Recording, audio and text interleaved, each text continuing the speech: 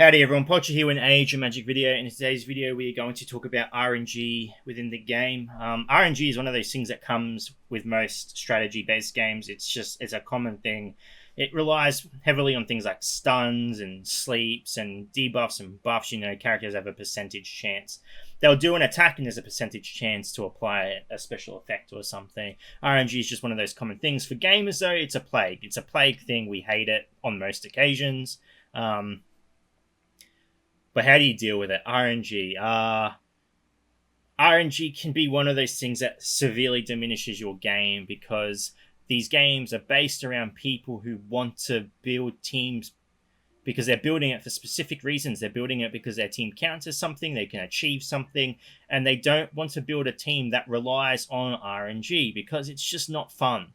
It's not fun going into a battle you should win and not winning because of RNG. So let's talk about the most common RNG type things, which is like dodge and fortify.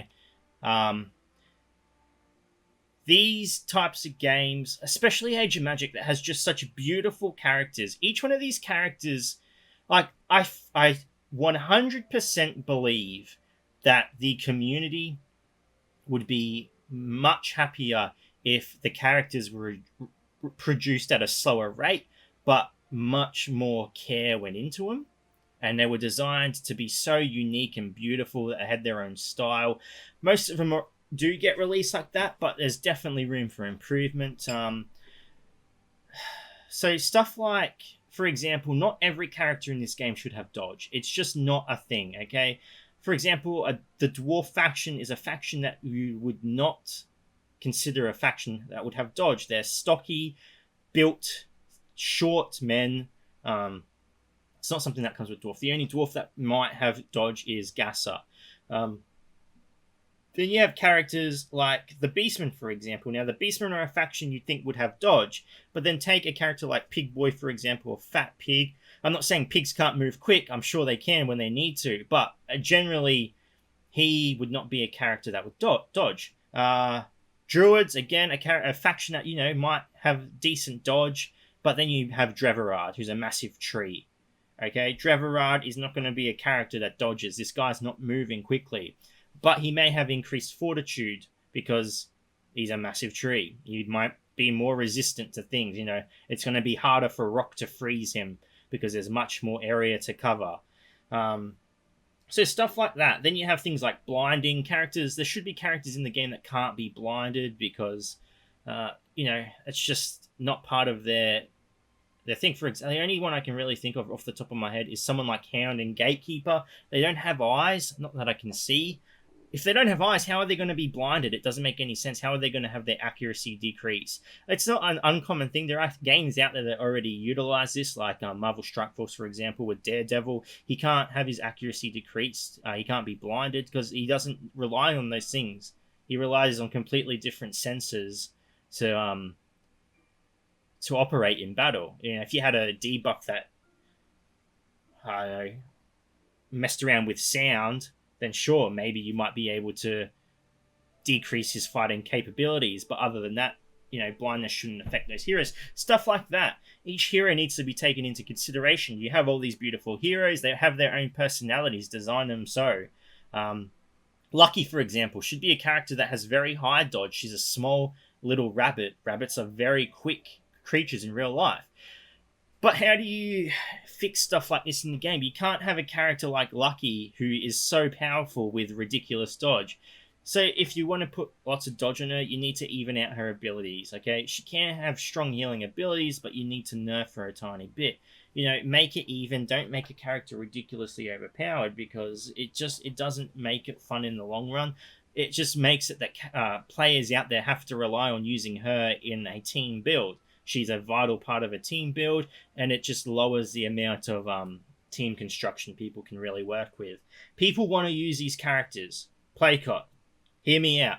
These characters, out of all the games I've ever played, you have 100% the most beautiful characters out there, and people want to use them. So take a little bit more time and care with them, and I guarantee you will see big improvement within your game.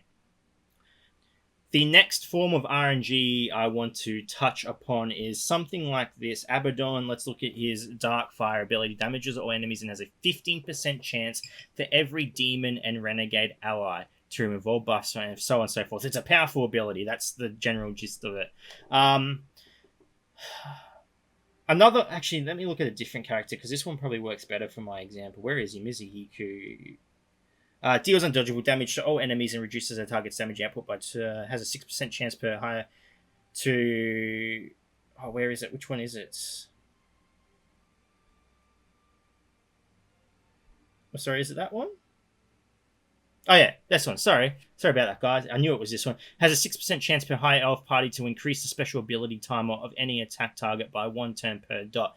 6% per high elf, even if you have a team of 5 high elves. What's that? 30%. That is not high. That is not a high percentage. How can you improve something like this? This example, this ability specifically for my example, you could work it so it's not affecting 5 different targets. You're not trying to increase the cooldown of 5 different targets, because that is a very overpowered ability.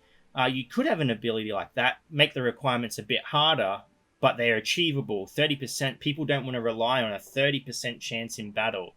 The way you can improve this is give it a 100% chance. Every high elf has a 20% chance, increase its percentage, but make it one character, affecting one character. That allows people to work with Mizuhiku. They want to use him because they can strategize with him. They can say, hey, I'm going to get dots. I'm going to use Tanita. I'm going to get 6 dots on this specific character, follow up with Mizuhiku, and give them 6 turn cooldowns on all their abilities. You've gone from a massive RNG character that people probably don't want to use because they can't utilize this ability, to all of a sudden, hey, I can use Mizuhiku and Tanita because Tanita has a 6 strike ability. I can put 6 dots on the target, and then I can follow up with Mizuhiku and apply 6 turns of cooldown to that character's abilities, that specific character. You've added a way that people can utilize these 2 characters, and they have a higher chance of landing it. They're not relying so heavily on RNG, because RNG makes people not want to use the character.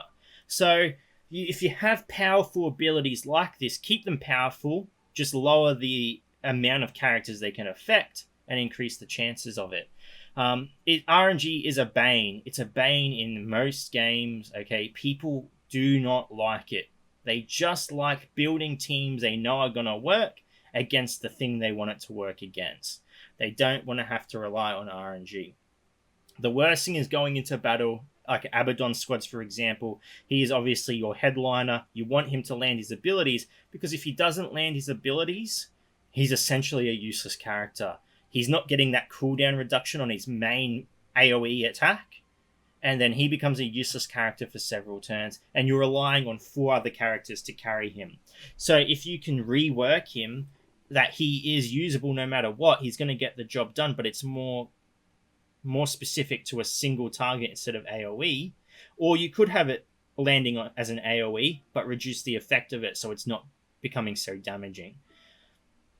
It's just going to utilize more of the characters in the game. It's going to allow players to build and construct more types of teams, because there will be more characters out there that can counter certain things. RNG is just one of those things in the game that it's not fun. Another one is Sakura, for example. This is a big one, her passive. I know there are people on the fence. I know people who are strongly opposed to this passive. I know people who like it because, some people's arguments are, it took me so long to get her. Why nerf her? I'm going to say nerf, rework, whatever. This passive isn't fun. It's not a fun thing in the game because it's RNG. You can't control your characters critically hitting. And if you critically hit an enemy, an Archon, they get a 100% dodge buff, and it can be really frustrating because that dodge buff prevents you from landing a stun. It prevents you from landing an attack.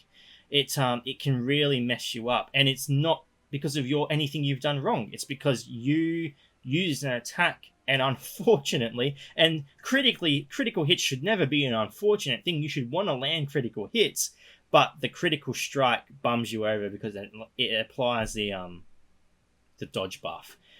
And if you have a character like Mabe, who you use specifically because she's fast, she can reduce initiative and she can lock characters, you can't lock with her because the dodge is going to prevent you from locking.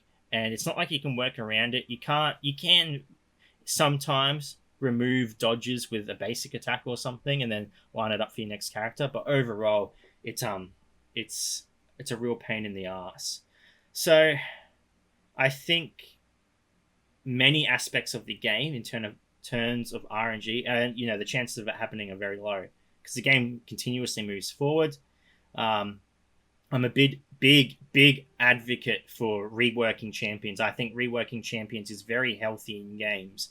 It just adds life. It's there's the argument that it takes time to rework characters, but it also takes time to make new characters. You could rework an old character. It's essentially making a new character in the game. But the reason why I care so much is because each character in this game, they are beautiful. They are unique. They should be unique. They should all have their different purpose or advantages and disadvantages. And you guys do put a lot of work into these characters, and I feel like it's a waste if people aren't using them. So anyway, that's my 55 cents about RNG. I'm not a fan of it. I think there are ways it could be changed to better help the game. I'm not saying get rid of it, just look into it. Anyway, ladies and gents, thank you so much for watching. If you have any questions, feel free to leave a comment below. I'll answer to the best of my ability, and wherever you are in the world, please take care of yourself. And on an extra note, if you guys have any teams that can beat the Ilios Beastie Squad, which is Ilios, Sakrif, Tyros, Suna, Wukong, please message me. And I'm looking for non-generic teams. I don't want Mega Chorin and Artist teams. That's not what I'm after. I'm just after different teams. I'm trying to make a video. It's frustrating. Anyway, yeah, like I said, thanks for watching, guys. And until next time, take care of yourself.